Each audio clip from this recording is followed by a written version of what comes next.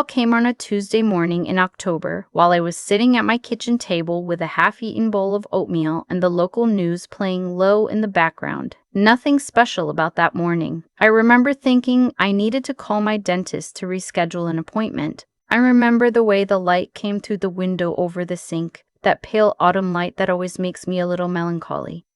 Then my phone rang. The number was from Columbus, my sister Wanda's lawyer. I set down my spoon. I had been expecting this call for weeks, ever since Wanda passed in late August after 2 years of fighting ovarian cancer.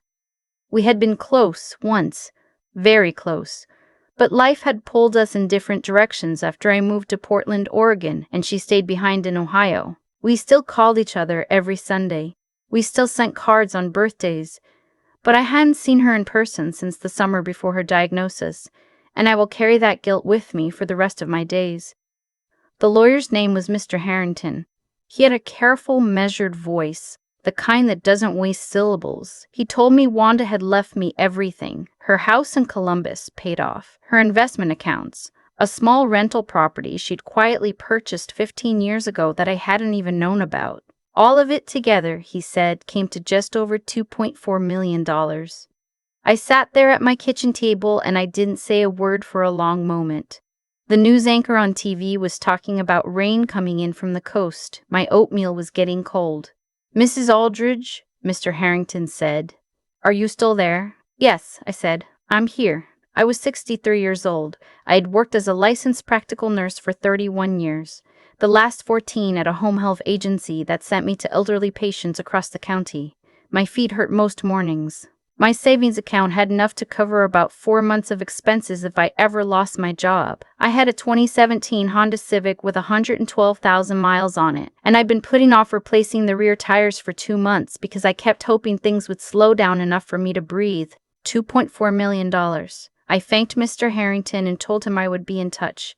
Then I hung up and just sat there. I thought about Wanda, about the way she left, big and sudden, with her whole body. I thought about how she used to make me grilled cheese with tomato soup every time I visited, no matter what time of year it was. I thought about the fact that she had spent 2 years fighting for her life and never once asked me for anything, and now, from the other side of it all, she was handing me this. I started to cry. Not loud, not dramatic, just quiet tears dropping into my cold oatmeal. After a while, I washed my face, dried my hands, and thought, I need to tell my son. My son Ryan was 34.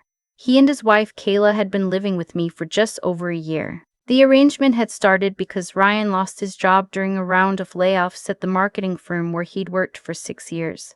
Kayla worked part-time at a yoga studio. They had credit card debt, a car payment, student loans, the whole weight of it pressing down on them, and when Ryan called me and asked if they could stay with me for a few months until they got back on their feet, I said yes without hesitating. That's what mothers do. Or at least, that's what I always believed. My house is a 3-bedroom Craftsman in a quiet neighborhood about 20 minutes from downtown Portland. I bought it in 2009 after my divorce, and I have put everything into it. Every spare dollar, every weekend project, every coat of paint. It's mine in a way that's hard to explain to someone who hasn't built something slowly, carefully, over a long time. Ryan and Kayla took the master bedroom. I had offered it because it had its own bathroom, and I thought it would give them privacy. I moved my things into the smaller room at the end of the hall. I told myself it was temporary. That was 14 months ago. And the time since, I had continued working full-time. I came home most evenings to find dishes in the sink and the living room, looking like no one had touched it since morning.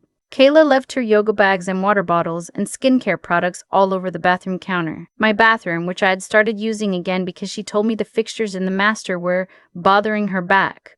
Ryan occasionally made dinner, maybe once or twice a week, but usually they ordered food and left the containers on the coffee table. I did their laundry once, just once, because Kayla had mentioned in a carefully light tone that she wasn't sure how to get a stain out of her leggings, and somehow it had become an expectation. I want to be fair to my son. He was struggling. He was embarrassed about struggling. I could see it in the way he couldn't quite look at me when I came home from a long shift, the way he'd quickly close his laptop and act busy. Ryan has always hated asking for help. In that way, he gets it from me. But I had also started to feel, and this is hard to admit, invisible in my own house. Not unkind exactly. They weren't cruel to me. But there was a way that Kayla sometimes spoke to me that I can only describe as dismissive. A particular tone she used when I asked questions, like she was explaining something to someone who would need it repeated. Ryan never corrected it. I told myself I was being sensitive. So, on that Tuesday morning, after the call from Mr. Harrington, my first thought was, this is the answer. This is how I help Ryan get free of all of it. We could pay off his debts. We could talk about setting him up properly, maybe a down payment on their own place. I could breathe again. He could breathe again. I wanted to see his face when I told him. I went upstairs. Their bedroom door was closed, but I could hear voices inside. Ryan's, low and serious, and Kayla's, faster and more animated than usual. I raised my hand to knock, and then I heard my name. Not just my name. A sentence around it that stopped my hand in midair. If she's getting that kind of money, Kayla said, then the whole situation changes. She doesn't need this house anymore. She can go get herself a condo, or one of those nice assisted living places, the kind that have activities and pools and stuff. She'd probably like it. There was a pause. She's 63, Ryan said. So, assisted living is for people who can't take care of themselves. She's still working full-time. Ryan. Kayla's voice shifted, the patient, explaining tone I knew well. The point is, with that kind of inheritance, it doesn't make sense for her to keep a house this size all to herself. We're already here. We've been here over a year. It would be crazy not to think about what that means going forward. Another pause, longer this time. What are you saying? Ryan asked. I'm saying maybe this is the sign that we've been waiting for, to actually put down roots here, to make this our home. Properly, not just staying with your mom. This is her house. I know that. I'm just saying there are ways to structure things. She could add us to the deed as a gift. With the inheritance, she has more than enough to get herself something smaller and easier to maintain. Something more appropriate for someone her age, honestly. And we'd take care of the property. We'd maintain it. She'd practically be doing us a favor. I stood in the hallway with my hand still raised. The morning light was coming in through the window at the end of the hall, the same pale October light. My feet hurt. I had not yet had enough coffee, and my sister had been dead for 7 weeks, and I had just found out she'd left me everything she had. I don't know, Ryan said, but his voice was uncertain, not refusing, the voice of someone who was already considering it. She's going to want to help us, Kayla said. You know she will. She always does. We just have to make sure that when the moment comes, we're clear about what we actually need. I lowered my hand. I walked back downstairs very quietly. I sat down at my kitchen table. My oatmeal was still there. The news was still on. The rain was still coming in from the coast. I sat there for a long time. I want to tell you that I was angry. That's the simpler version. But the truth is more complicated than that. What I felt, sitting at that table, was something closer to grief. Not surprise. And maybe that's the thing that hurt the most. Some part of me, the part that had been feeling invisible for 14 months, was not entirely surprised. But there is a difference between suspecting something and hearing it said out loud in your own home, in your own hallway, on the morning that your dead sister's lawyer called to tell you she had loved you enough to leave you everything she had. I thought about Wanda. I thought about what she would say. Wanda had always been the one who told me the truth. She was 3 years older than me, and she had never once let me talk myself into something she knew was wrong for me. After my divorce, when I was making excuses for why I should stay in the house I'd shared with my ex-husband, even though every room in it made me sad, Wanda drove 4 hours to help me pack. She said, "You are allowed to choose yourself, Linda. That's not selfish. That's survival." Her voice came back to me very clearly that morning. I got up and poured oatmeal down the drain. I made a fresh cup of coffee. I sat down again and I started to think. Not about feelings. About facts. The house was in my name alone. I had paid the mortgage alone for 14 years. There was no legal claim Ryan or Kayla could make on it. I was clear on that. But I also knew how these things work in real life. How people can make you feel like your own clarity is cruelty. How guilt can be used like a key to open any door you thought you'd locked. I had worked too long and too hard and paid too much attention to human nature to let that happen. That afternoon, while Ryan and Kayla were out, she had a class to teach. He had a coffee meeting about a freelance project. I sat down with my laptop and started doing research. By the end of the evening, I had the name of an estate attorney in Portland with strong reviews and a reputation for helping people protect assets from family disputes. I called and left a message. She called back the next morning. Her name was Miss Keir. Pfeiffer, and she was direct and calm, and she did not make me feel foolish for any of it. I explained the situation. She explained my options. We scheduled an appointment for the following week. I did not tell Ryan or Kayla about the inheritance for another 4 days. When I finally told them, we were all three at the kitchen table after dinner. I kept it simple. I said my sister had left me some money. I said I was grateful and still grieving, and I was taking time to figure out what made sense. Kayla asked how much. I said I'd rather keep the specifics private for now. There was a silence. Kayla's face did something subtle that I had learned over 14 months to read fairly accurately. Ryan looked at his hands. Of course, he said. That's fair. Over the next 2 weeks, I met with Miss Pfeiffer twice. I learned things I hadn't known before, about how to structure assets so they're protected, about what a revocable living trust could do for me, about the importance of being very clear in writing about what you intend and what you don't. Miss Hortle, Pfeiffer told me that situations like mine, parents or older relatives suddenly inheriting money while adult children are living with them, were more common than I would have guessed. She told me that kindness without clarity is the fastest road to resentment on both sides. I thought about that for a long time. I came home from our second meeting and I sat in my car in the driveway for a while before going inside. I looked at my house, the front porch I had repainted 2 summers ago, the hydrangeas I'd planted along the left side that had finally started coming in thick and full, the porch light I'd chosen specifically because it gave the house a warm glow at night. My house, Wanda's gift, my 31 years. I went inside and I made my decision. I sat Ryan down the following Saturday morning. I told Kayla she was welcome to stay, but that I needed to talk to my son. She stayed. That was her choice and I didn't fight it. I told Ryan what I had heard in the hallway. Not with heat, not with accusation, just plainly. I told him what Kayla had said about the assisted living facilities and about adding them to the deed and about making this their home. Properly.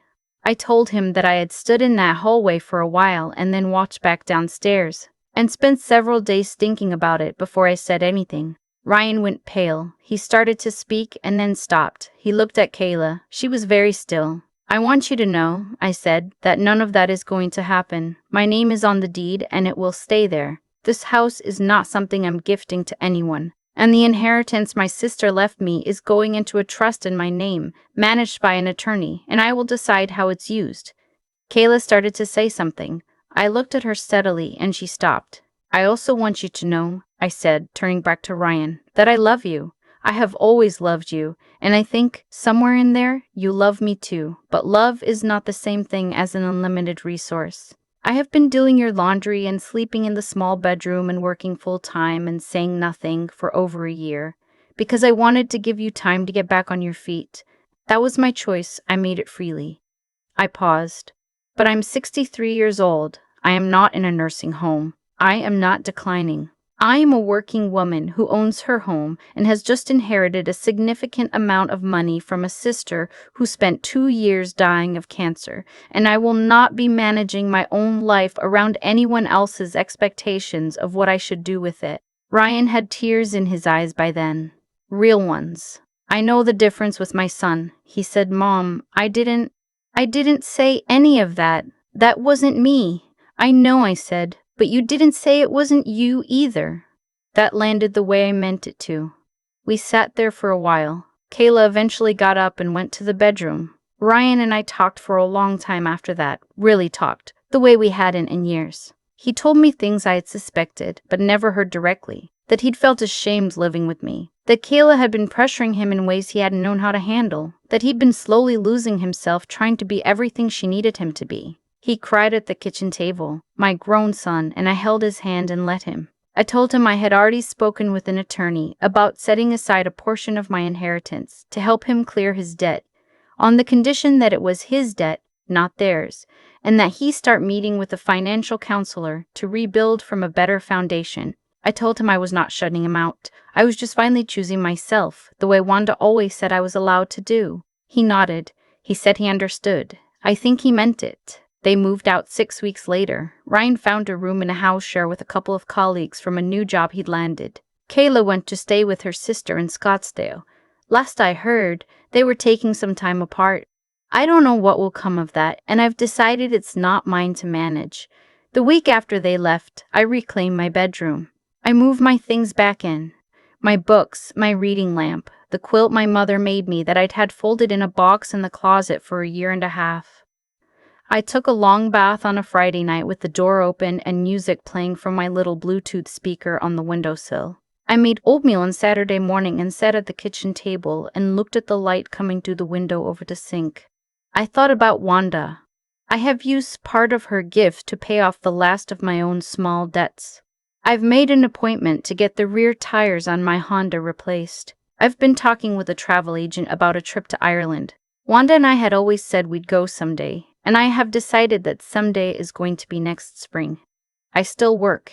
I'm not ready to stop. I like my patience, and I like feeling useful, and I'm not the kind of person who does well with too much stillness. But I've cut back to 4 days a week, and on my Fridays off, I go to a watercolor class at the community center downtown, which I started 6 weeks ago and am not even a little bit good at, and which I love completely. I am 63 years old.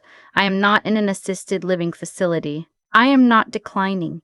I am a woman who has worked hard and raised a son and lost a sister and learned, rather late and rather painfully, that you cannot pour from an empty cup and call it love. I am sitting in my own house, in my own chair, in the October light, and I am, for the first time in a long time, entirely at home.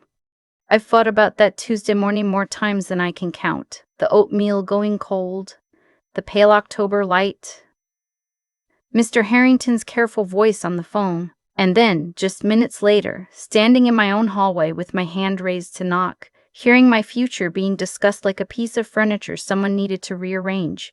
People sometimes ask, when I tell this story, whether I was angry, and I understand why they ask that. Anger is the cleaner emotion. Anger has edges you can hold on to. What I actually felt was harder to name, and it took me a long time to find the right word for it.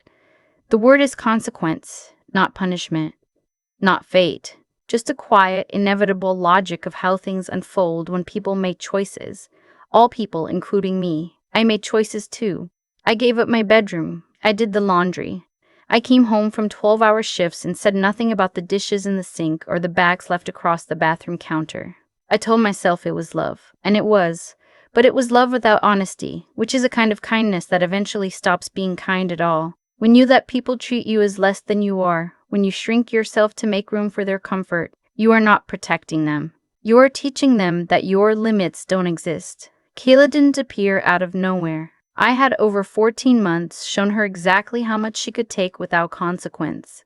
That's not blame, that's just how it works. What I learned, what I'm still learning, is that wisdom isn't something that arrives all at once. It doesn't come in a single moment of clarity. It comes in the accumulation of small choices, each one either building you up or wearing you down. Every time I said nothing when I should have spoken, I was making a choice. Every time I told myself I was being too sensitive, I was choosing silence over truth. And the woman who stood frozen in that hallway was the result of all those small choices made over years. But here's what I also know. It is never too late to make a different one. What Ryan needed from me, what he had always needed, wasn't a mother who absorbed everything without complaint. He needed a mother who showed him what it looks like to stand in your own life with both feet, to ask for what you need and say clearly what you won't accept. I had been so focused on giving him a soft place to land that I had forgotten to show him how to stand. That conversation at the kitchen table, the one I had been terrified to have, turned out to be the most honest exchange we'd had in years. Not easy, not clean, but real. Wanda knew something I had spent most of my life resisting, that choosing yourself is not the opposite of love. It is, very often, the most loving thing you can do. For yourself, yes, but also for the people watching you.